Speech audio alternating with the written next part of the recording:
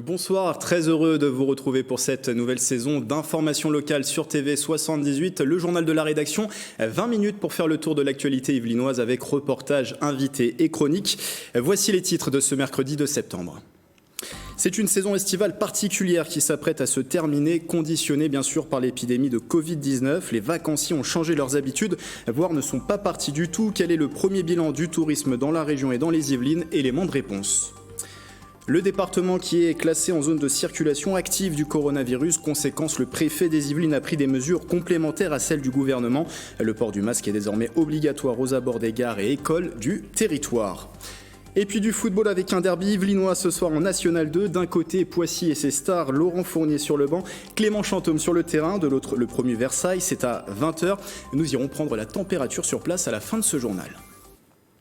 Mais dans l'actualité de la semaine, il y a bien sûr cette rentrée des classes. Plus de 300 000 élèves des Yvelines ont fait ou vont faire leur retour sur les bancs de l'école, du collège et du lycée. Une rentrée pas comme les autres avec l'épidémie de Covid-19 dans toutes les têtes. Pour les plus de 11 ans d'ailleurs, le port du masque est obligatoire pendant les cours.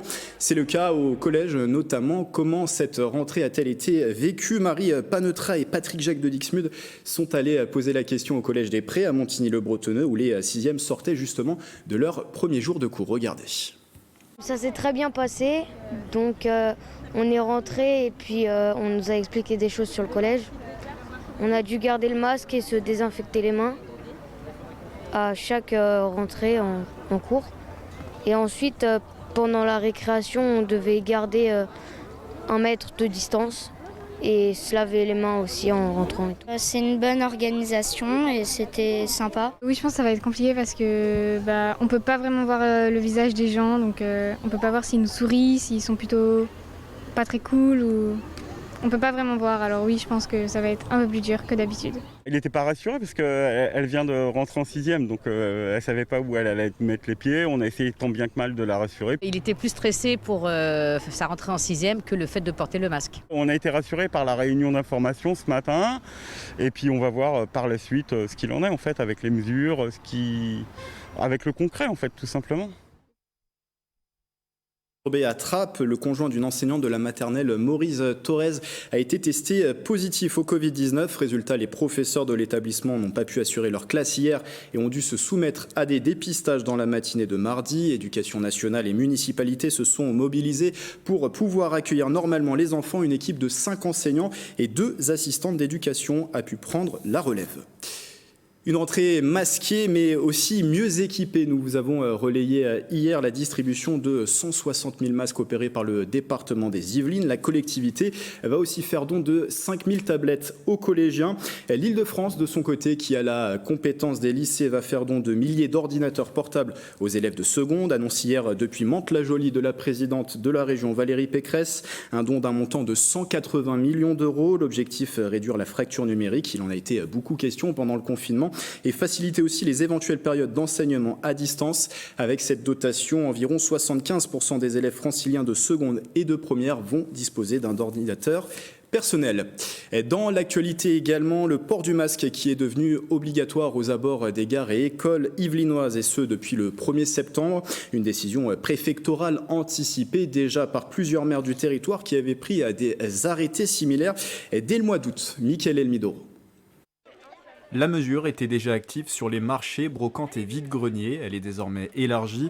Porter un masque est obligatoire dorénavant aux abords des établissements scolaires et universitaires ainsi qu'autour des gares ferroviaires. L'arrêté du préfet des Yvelines prévaut pendant 1 mois dans un rayon de 50 mètres autour de ces sites pour les personnes de plus de 11 ans. En cette matinée de rentrée dans cette école primaire du Vésinet, la mesure est plutôt bien accueillie et rassure les parents.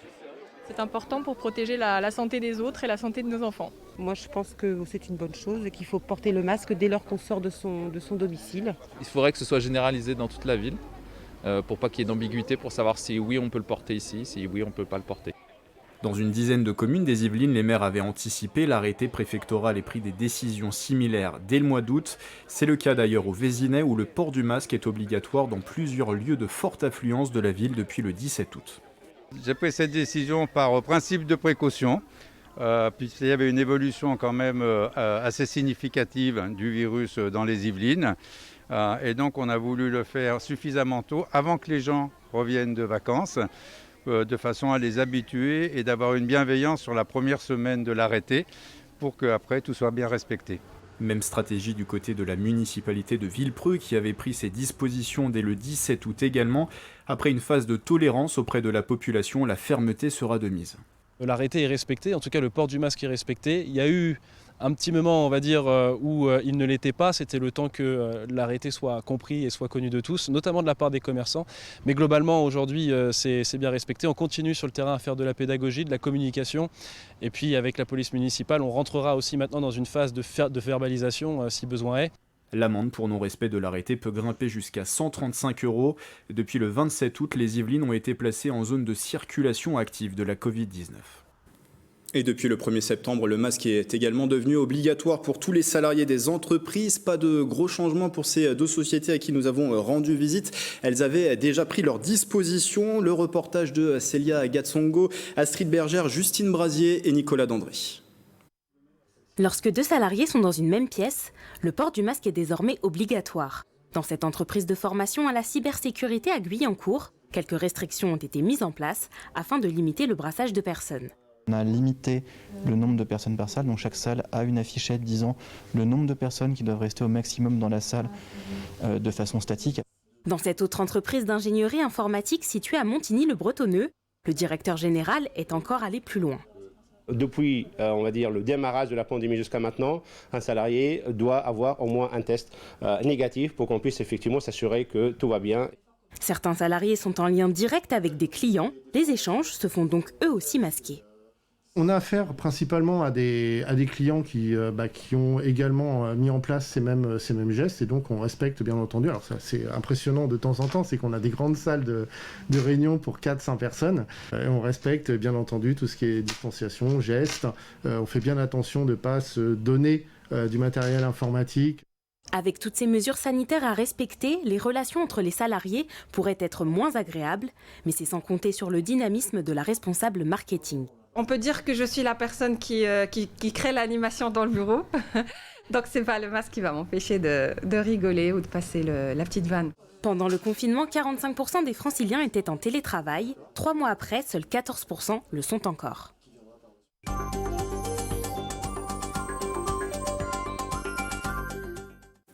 On parle à présent tourisme dans ce journal. Quel est le premier bilan de la saison estivale et aussi celle du premier semestre dans les Yvelines avec ce paramètre Covid-19 qui a forcément changé la donne? On va poser la question à mes deux invités en plateau avec moi. Joséphine Coleman-Berger, bonsoir. Bonsoir. Maire de la commune de Plaisir, vous êtes également la vice-présidente du conseil départemental des Yvelines en charge notamment du tourisme. Fabrice Lalour, bonsoir. Bonsoir. Vous êtes le directeur du parc France Miniature, c'est à Elancourt. Merci d'être avec nous. Avant de vous donner la parole, ces chiffres sans surprise. L'activité touristique a été touchée de plein fouet par l'épidémie de coronavirus. Et des nuitées d'hôtels divisées par 6, des fréquentations de sites culturels baissant parfois jusqu'à 70%. Mais l'été a redonné une petite bouffée d'oxygène. On fait le point avec Mélanie Poquet. Perte de recettes de parking et forte diminution des activités commerciales. À Versailles, la Covid-19 et le confinement ont laissé des traces. La taxe de séjour est un montant significatif. Si on estime, si vous voulez, qu'au cumulé, on pense qu'on a perdu à peu près 8 millions d'euros de recettes. Avec les dépenses nouvelles, c'est considérable pour notre budget. Sur 6 mois, le domaine de Versailles a vu son nombre de visiteurs baisser de 77% par rapport à 2019. C'est 60% pour le château de Rambouillet. Au musée d'archéologie nationale de Saint-Germain-en-Laye, la baisse est de 40% depuis la réouverture fin juin grâce à l'été culturel du ministère. On est passé d'une situation critique à une situation relativement satisfaisante. Nous avons proposé au jeune public et aux enfants des ateliers d'expérimentation dans la cour qui ont très bien marché. Nous avons accueilli 600 enfants sur les 2 mois, notamment issus des quartiers politiques de la ville. Autre secteur durement touché, celui de l'hôtellerie. Les nuitées en juin ont été divisées par 6 par rapport à 2019. Annulation de séminaires, réduction de voyages d'affaires, le remplissage n'atteint parfois que 20%. Ce qui s'est plutôt bien passé, c'est les mois de juillet-août, avec un taux de remplissage qui était quasiment équivalent à celui des années précédentes, mais avec une baisse de prix de 25% par rapport aux années précédentes. 14 millions de touristes en moins, un manque à gagner de 6 milliards d'euros. Pour aider à la relance, la région Île-de-France crée un label de sécurité sanitaire.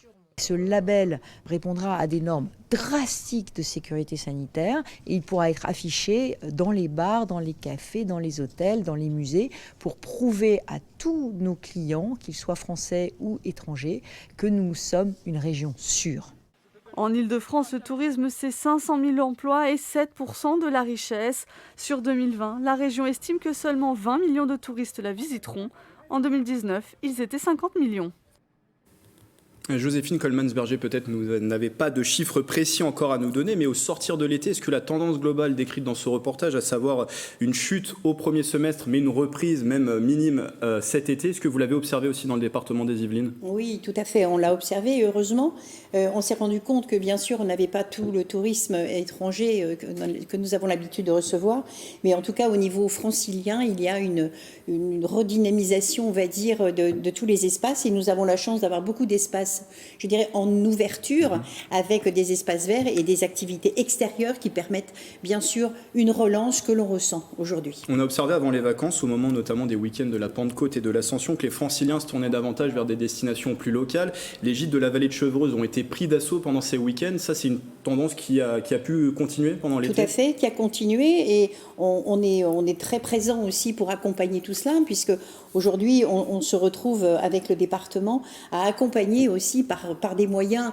qui sont des moyens comme les passes malins, puisque tout ça, c'est quelque chose qui a été mis en place pour permettre aux familles d'avoir des réductions importantes. Et donc, on a été effectivement pris d'assaut dans certains lieux qui, pendant l'été, et l'été beaucoup moins, puisque les gens partaient plus loin en France ou à l'étranger. On précise que le passe malin, c'est une carte qui permet à de jeunes Yvelinois et à leurs familles de pouvoir accéder à des tarifs préférentiels sur des sites yvelinois et aussi Alto Sequanet, parce qu'il y a un partenariat. Exactement, merci de le rappeler. Au sein voilà, de cet établissement public interdépartemental. Fabrice Lalour, nous vous avions rendu visite au moment de la réouverture du parc France Miniature, c'était le 26 juin dernier. Les 3 mois de non-ouverture avant les vacances représentaient 100 000 visiteurs attendus en moins. Est-ce que c'est reparti depuis cet été ? Alors c'est reparti. Les 100 000 visiteurs par contre qui sont manquants sur le début de saison, ceux-là ne peuvent pas être reportés. C'était les scolaires, c'était les ponts de mai, c'était les vacances d'avril qui évidemment sont très fortes pour nous. Donc il n'y a pas de report de ce visitorat sur les mois d'été. Par contre, les mois d'été ont été plutôt bons. On avait anticipé une perte évidemment de visiteurs de l'ordre de 25% et c'est ce qui s'est avéré le cas. À la fin août, nous allons perdre 25% de visiteurs, ce qui est beaucoup, mais ce qui est plutôt une fourchette haute en termes d'attendus. Est-ce que ces 3 mois de non-ouverture ont été une menace pour on va dire la pérennité du parc France Miniature? Est-ce qu'il a été menacé de fermeture ou vous avez eu les reins assez solides finalement? Alors, France Miniature a un équilibre financier qui est fragile, et ça depuis sa conception, depuis 30 ans, puisqu'on va fêter notre 30e anniversaire. Donc fragile, mais on dure. Heureusement, France Miniature fait partie d'un groupe qui est solide, qui est la Compagnie des Alpes, et qui nous a permis de tenir et d'avoir une ossature forte pour pouvoir passer ce cap qui est difficile. Mais c'est vrai que des sites qui n'ont pas le moyen d'être appuyés sur un gros groupe connaissent certainement des difficultés autrement plus sévères que France Miniature. Et pour passer ce cap, justement, est-ce que c'est passé par des embauches en moins cet été de saisonniers? Est-ce qu'il y a aussi des réductions d'effectifs qui ont été opérées? Tout à fait. Alors, il y a eu à la fois, dans un premier temps, la nécessité d'engager davantage de personnes pour l'entretien, pour la sécurité, pour mettre en place ce protocole sanitaire, donc pour les contrôles de sécurité, pour le nettoyage, l'entretien. Mais après, il a fallu s'adapter aux visiteurs. Et évidemment, moins de visiteurs, c'est moins de monde dans nos restaurants, c'est moins de monde dans les boutiques, donc moins de saisonniers, c'est moins 25% de saisonniers sur la période. On avait 16 permanents et un peu plus de 50 saisonniers sur l'été dernier, et là, on en avait 25% de moins. Avec des perspectives inconnues, on ne sait pas vraiment comment va évoluer cette épidémie, Joséphine Coleman-Berger. Non, on est, comme tout le monde, un petit peu inquiet. Malgré tout, on a pu constater une sérénité, malgré tout, parce qu'on se rend compte que les structures, qu'elles soient les collectivités locales, les intercommunalités, le département, accompagnent aussi énormément sur tout ce qui est protocole sanitaire. Donc on se rend compte que la population commence, je dirais, non seulement à adopter tous ces gestes, mais en plus la confiance renaît. Donc on a de nouveau un mouvement d'appel avec des familles. Et puis l'ouverture des écoles, aujourd'hui, la reprise des écoles va permettre aussi peut-être de réengager, je dirais, ne serait-ce que dans votre structure, des possibilités aussi de déplacement des scolaires. Et ça peut redonner aussi une dynamique dans certains lieux qui sont des lieux touristiques avec des accompagnements sanitaires, bien sûr, mais des accompagnements aussi financiers par les collectivités et les départements. Est-ce que vous êtes aussi confiant, Fabrice Lalour? On précise que la saison de France Miniature n'ira pas jusqu'à la fin de l'année, hein. Ça se termine en octobre-novembre, c'est voilà, ça? Comme chaque année, en fait, le parc est ouvert pendant 7 mois. Il s'arrêtera au 1er novembre à la fin des vacances de Toussaint pour reprendre qu'au mois d'avril prochain. Et on anticipe là aussi une saison, un début de saison qui sera compliqué puisque tant que la crise n'est pas complètement terminée, évidemment, il nous restera quelques traces. Un petit mot pour terminer, qu'est-ce que vous pensez de ce qui a été annoncé dans le reportage, ce label de sécurité sanitaire? Est-ce que ça peut rassurer davantage les touristes? Est-ce que le département des Yvelines prévoit aussi des actions complémentaires sur le tourisme? Oui, on est dans des démarches qui sont des démarches, je dirais presque au coup par coup, parce que ce qui se passe au niveau de cette maladie, eh bien, nous arrive un petit peu de façon hachée et on ne sait pas très bien. Donc, on essaye toujours d'accompagner. Là, juste permettez-moi de dire qu'au niveau de cet été, on a mis en place les quartiers d'été avec le département qui ont permis à beaucoup d'enfants de se déplacer et d'aller dans des lieux du département pour pouvoir avoir des vacances. Et bien évidemment, moi, je trouve très, très positif ce qu'a mis en place Madame Valérie Pécresse au niveau de la région. Tout ce qui est, je dirais, accompagnement avec ce bon sens-là ne peut que nous accompagner et nous aider. Et le département sera bien sûr aux côtés de tous nos opérateurs pour pouvoir les accompagner du mieux possible pour qu'on sorte de cette crise la tête haute, tous. Merci pour vos réponses, merci pour votre présence en plateau. Merci à vous, Joséphine Coleman-Verger, et à Fabrice Lalour. Toutes les informations sur le parc France Miniature et aussi sur le secteur du tourisme dans le département via les 2 liens qui s'affichent en bas de l'écran.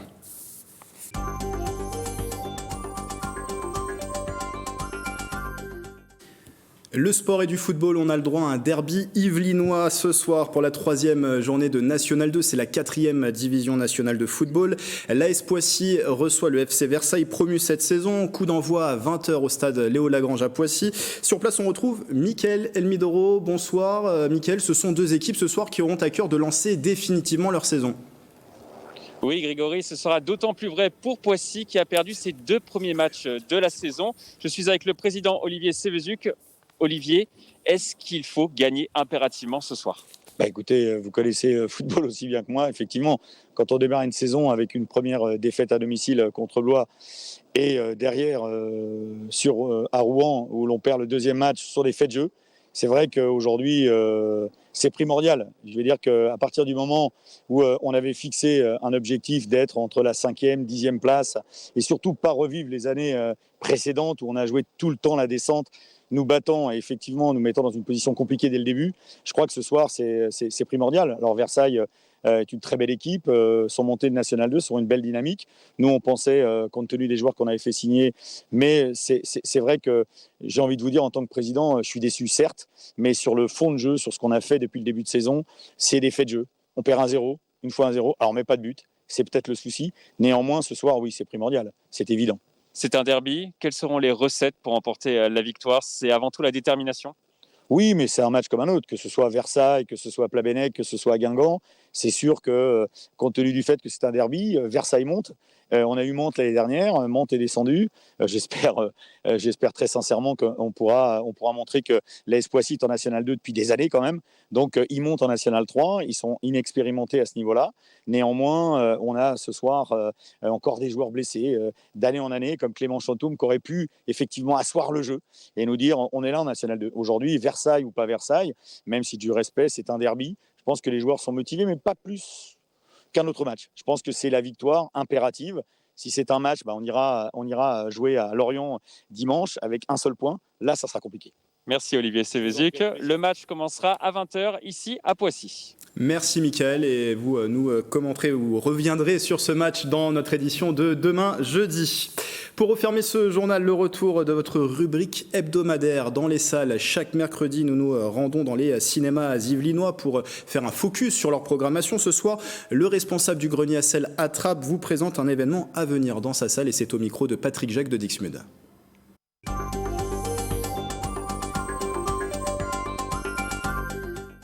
Antoine de Maximi sera au cinéma Le Grenier à Sel vendredi 4 septembre à 20h45. Il viendra présenter son film « J'irai mourir dans les Carpates ». On connaît tous Antoine de Maximi puisque ça fait 15 ans qu'il présente « J'irai dormir chez vous ». Et il a décidé d'en faire une fiction où quelque chose se passerait mal. Et donc on suit l'enquête. Il y a sa monteuse qui est restée en France qui récupère ses vidéos et elle fait une enquête pour retrouver Antoine de Maximi qui a disparu dans les Carpates. Alors on connaît tous Antoine de Maximi, on connaît tous ses chemises rouges. Il viendra au Grenier à Sel pour nous montrer sa chemise rouge, ses caméras et nous rencontrer. Donc vous pouvez réserver vos places sur notre site internet cinémagrenierassel.com et je vous dis à vendredi. Est-ce que je peux dormir chez vous? Je sais pas si on va pas changer de registre. C'est quand même très bizarre de faire ce genre de geste discrètement. Là, on dirait qu'il complote. Faut aller enquêter là-bas. Vous croyez qu'on pourrait le retrouver?